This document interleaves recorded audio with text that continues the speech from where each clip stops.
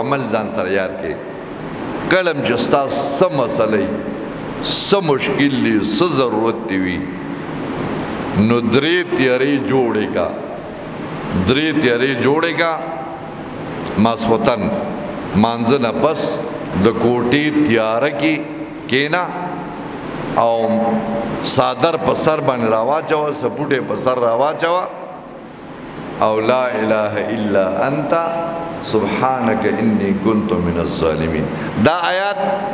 دا 313 ځل ووایه 314 کم مقصدی غریبی دا مقدمه دا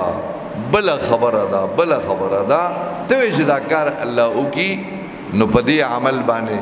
313 ځل حضرت مولانا خواجہ عبدالمجید صدیقی صاحب دامت برکاتهم د خواجہ عبدالمالک صدیقی صاحب زوی دی زمونږ د حضرت مفتی فرید رحمت الله علیه شاگرد او خلیفه دی نه هغوی دا عمل ښودلی دی چې د هر ضرورت د هر مشکل نن ټوله دنیا په تیارو کې او په غمونو کې ډوبه ده د دغې غمونو او د پریشانو نه د وتو دپاره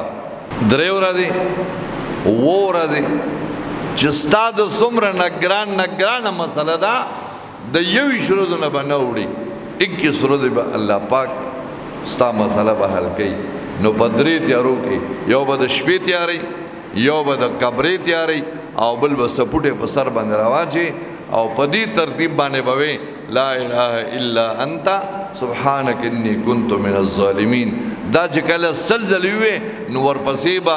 مخکې چې کوم آیات دی فاستجبنا له ونجيناه من الغم وكذلك ننجي المؤمنين دا آیات به یو ځل ورپسې وې بیا به لا اله الا انت نو په دې ترتیب 313 ځل به دغه شي او اخیری به بیا فاستجبنا له نو 4 ځل به ورسره دغه دویم آیات شي او 313 به دا آیات وي دې ته آیات کریمه وایي